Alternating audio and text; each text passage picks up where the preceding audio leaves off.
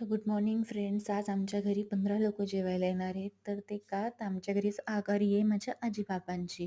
तर त्याच्यासाठी सकाळी उठून सगळा भाजीपाला नीट धुवून सकाळमध्ये खीर करून आमच्या इथं आघाडी टाकताना 3-4 प्रकारच्या भाज्या, वरण, भात, वडे वगैरे सर्व करावं लागतं आणि ते पण 12 वाजेच्या आत.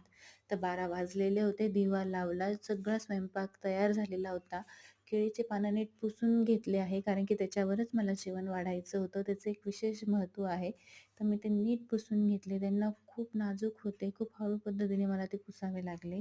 नंतर हे सर्व बनवलेलं आणि नंतर आघाडी टाकली. आघाडी खूप पटकन ते म्हणतात ना नीट झाली. म्हणजे आघाडी टाकल्या-टाकल्या सगळे शांतता भेटली आणि नंतर दुपारी iPhone आला.